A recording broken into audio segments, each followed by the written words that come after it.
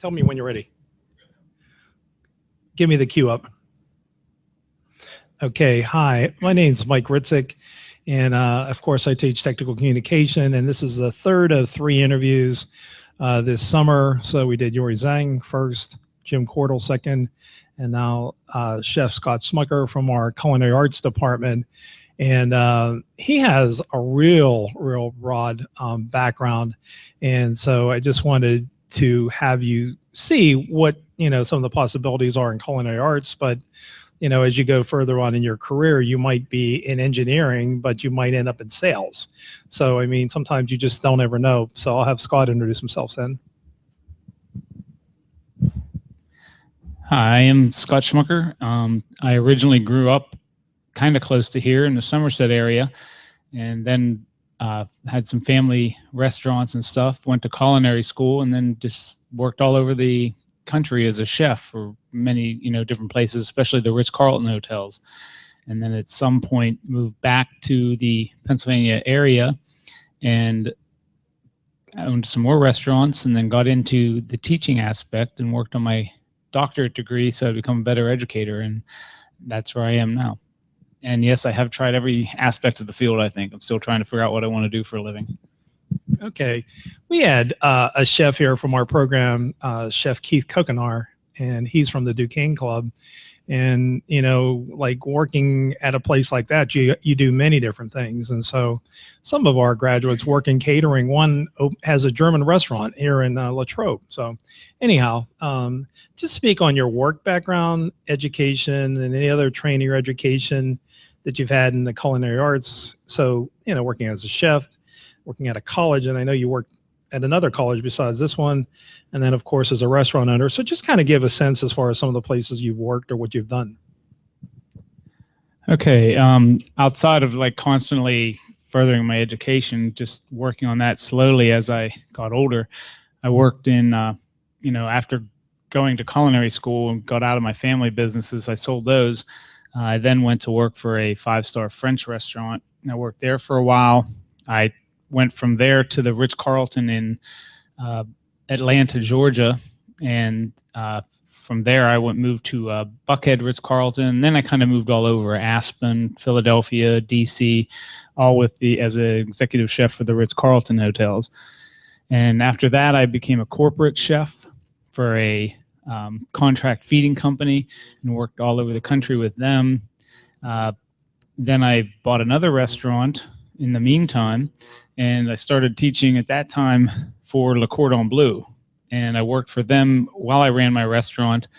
And several years later, I was asked by the Art Institute to work for them as a chef instructor.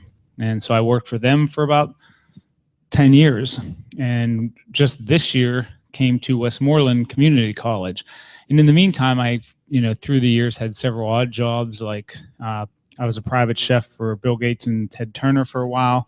I got to travel with Ted Turner, which was kind of interesting. And I was a private chef for the rock group U2 for 1 year. Traveled with them.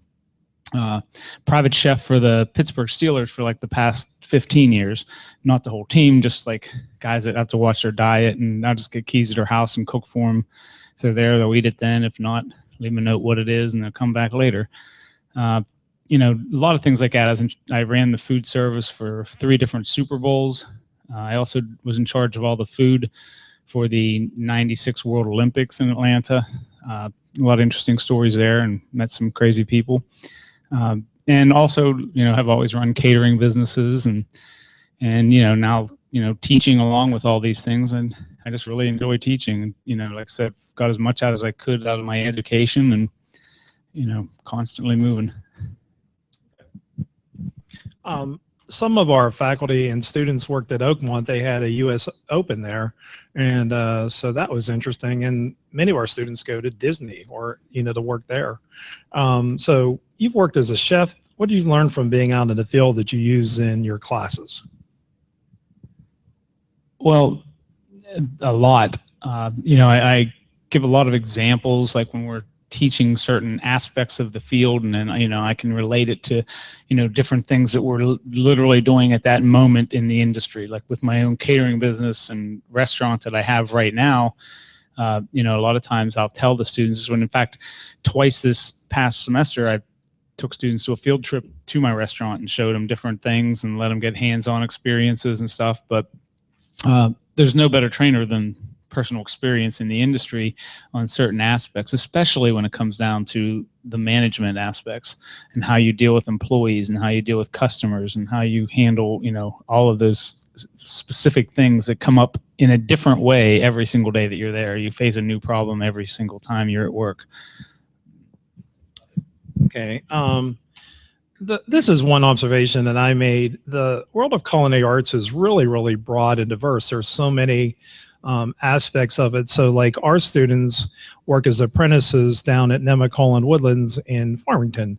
And so some of them are pastry chefs, some, you know, are work with the other chefs as sous chefs and so on. So, so as I said, it's very broad and diverse. What are some of the common threads in culinary arts that every student should know when they go out into the field? Clearly, you need to know all the basics of culinary arts, you know, the core education. You'll learn how to do it differently or in a different manner or at a different volume at every single place that you work, every establishment. But you have to have that core education that you learn. You also need to understand that, you know, things like we're always in a hurry in this business. There's never a time when we're like, sit back and take your time. It's constantly like, let's go, let's go, let's go. And the volume is usually pretty high. You know, you don't ever need to make 1 quart of New England clam chowder. You need to make like usually 10 to 50 gallons at a time. And, you know, the pace is high and also the hours are, you know, sometimes daunting. We're not your typical business where we can work Monday through Friday daylight. We're working every weekend, all weekend. We're working every evening is our busiest time, and every holiday. So when the rest of the world is out celebrating a holiday, it's our job to make sure they have a good time. So we're working. And it's funny that you had mentioned that. I went to a restaurant one time, and it was about as big as a restroom at that. It was Monterey Seafood. It was in Monroeville, and I thought, how could they produce all this food? But they really did, and it was like I said, very, very crowded and tight. This is a really, I think, a good question. Is the culinary arts field tend to be fast-paced, as you mentioned? You have to shift gears during the day. What advice would you have to someone in the field who has to deal with a wide variety of customers and a wide variety of events? Well, number one, I think the most important thing to being a good chef is being incredibly organized. You have to be organized on a level that most people aren't ready for until you're really in it for a while. Because you are dealing with a wide array of events. I know at one point working at the Ritz, we were doing anywhere between 20 and 50 banquets a day. And those were all different menus, and they were all VIPs at the Ritz. And, you know, you couldn't be off pace with one single item on one single banquet. And that takes an incredible organizational skills, which I was taught by a lot of good German and French chefs and Austrians, how to really organize your life and your entire work schedule on a, you know, minute to minute basis. But, you know, also, you know, like many events I did, I know working one time for the Microsoft World Convention for Bill Gates, and we had 12 different banquets going out at one time. All 12 were different menus. And if you added up the numbers, it was over 54,000 people that we were feeding. And those were all different menus. So the organizational level is just, you know, crazy, because every single person, so if you break down any one of those things, if you take you know, we're doing 3 banquets at one time at Somerset, Pennsylvania right now, and one's for 350 and the other one's for 200 and the other one's for 100 people. If you mess up one item on one of those banquets, that specific person is not happy. Plate number 1 better look exactly like plate number 300, and they better look identical, and they better be hot, and they better be good. So to pull that off, you just have to have great organizational skills and be very diligent. One of the biggest areas that you run into as a professional is dealing with difficult customers or difficult situations. Someone that I know they go on vacation with a couple of friends, and the friends have the chef come out to the table and they want to know what is in the food, what is the ingredients, are they organic, specifically what kind of seasonings and so on are in this. And so how do you deal with people that are not easy to satisfy and really kind of test you? Well, that's a great question. And I think I could easily write a book on this subject. Having been in this field from a little kid up and working in it every day to this date, every weekend, there isn't a week that goes by that I don't, or hardly a busy night or a Friday or Saturday when I'm at my restaurant where I don't have to go out to a table and talk to a customer, good or bad. And a lot of times it's good, but then you almost always have invariably something bad. I tell the students, number one, they have to take it serious. I said, and I tell my employees this, like if they put out a plate that isn't good, then they should be hurt by that. Like they should take it serious. And I told them that I take everything that goes out of the kitchen, I take it incredibly serious. And if I have one complaint from a customer that the food wasn't good, that hurts me, and it should be good. Now, oftentimes they're not right, but oftentimes they are. And when they are, we need to correct it. So I also tell them they need to develop a thick skin, because if you're very soft and fragile, you're not going to last in this field, because you're having people tell you, it could be at a social gathering where you're not even cooking, and you're going to have people tell you that they don't like what you cooked, or, oh, their mother cooks it better, you should try her recipe. And you just have to grin and say, oh, that's really cool. Like I can remember one time when I tested 2 different spaghetti sauce recipes from my one restaurant, and I was going to go with whichever one. And one I'd learned from an Italian chef that took 8 hours to prepare, and the other one I'd learned from the famous French chef, and it took only about a half an hour to prepare that sauce. And I worked on all of them. I had them all sample it and let all my staff taste it. And 2 of the waitresses come back and said, well, they're both pretty good. I kind of like that one better, but we were talking, have you ever tried Prego? Our moms use that, and it is the best. And I said, no, I'm going to have to get a jar and try it. And meanwhile, rather than getting angry, and I'm just like, okay. And, have that all kind of, just this past weekend, I had a customer tell me that no one ever at this place can cook his steak right, and he likes it medium rare. So I cooked it personally. The server told me, he said it was terrible, and he wanted to see me because I'm supposedly a chef, he said. So I went out, and he said, this is terrible. He said, look at all the pink. I said, it's medium rare. He said, I want it medium rare, but I don't want any pink inside. I said, okay, now we're getting somewhere. Clearly, you don't know what medium rare is. I didn't tell him that, because my training with the Ritz is always to be polite. And I said, well, sir, and I'll make it a little darker, a little less pink next time. So meanwhile, he wanted medium well. But, you deal with that on a constant basis every day of the business. I had people complain about everything you could imagine, from the way we named, just last 2 weeks ago, somebody complained to me, and they started off by saying, I'm a doctor and my husband's a doctor, and we don't like the way you worded these drink specials. You named them after cities in this local town. You're promoting alcoholism. And I'm like, okay. We're supporting the community. But anyway, long story short, yes, you develop a thick skin, but take it seriously. One thing that, before I go into the next question, that he brought up, the college is going to get into agritourism. So, for bed and breakfast and wineries and breweries and so on in this area, they're going in that direction. But so many chefs use local food and, meat and so on. So it's good for the whole area. What suggestions would you have for a freshman who is unsure of their direction in college and are looking for a major? Well, I definitely tell them, I dealt with this with my own children, to really be sure about what they want. I mean, I know it's hard to be sure. And, I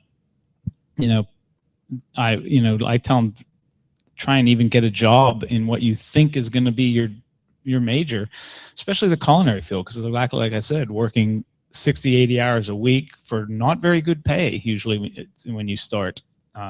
not much above minimum wage. And after you spent this money in your education, and you're going to work evenings, weekends, holidays, long hours, get a job in that and make sure that this is really your passion. And I think I'd advise that to almost anyone getting in a certain field, but, keep an open mind. And I don't think there's anything wrong, as I told my own daughter, with changing your mind. Because at age 20, how are you positive what you want to do till you're 65? Okay. And then this is a very important question. As a student, can you think of courses or a course that you took that you found extremely helpful, in foods, baking, any of those areas, just something that you really liked and you thought was useful? Number one, I think they're all useful. Being a teacher, no, but they are all useful. But I think what's important is what I'd mentioned before, that I definitely think in our field specifically, hospitality, culinary, the most important class you take is your introductory core basic skills class, where you're learning, as I'll tell students, you learn so much in one semester that it's mind-boggling. Like, it's too much for us to try and teach. And it's all three culinary schools I've taught at, it's the same introductory information, and you're never allowed to forget it. If you stay in this industry, we teach you what dépoulage is and mirepoix and how to make a perfect rice pilaf and a whipped potato and the proportions for a vinaigrette, but you're never allowed to forget that, because you're in the industry every day. So that's the stuff you can't. And all the rest of the courses are important as well, like international cuisines and garde manger and stuff. But those are kind of, pick your thing that you love to do, and that's going to be your specialty. Okay. One of our faculty, actually, Yori Zhang, his wife, took courses through culinary arts, and she teaches Chinese cooking now at the college. They have quite a few non-credit classes you can take in cooking here, and my wife has taken a number of them. They're really quite good. But of course, we have a really, really strong culinary arts program, and so many of our students are spread out all over the United States, but especially in this part of the country. So the other part is like, and maybe you can kind of combine these into, we can put these into one question. Communication skills are important. And so like your writing, your speaking classes that you take in college, any other courses that you feel are important?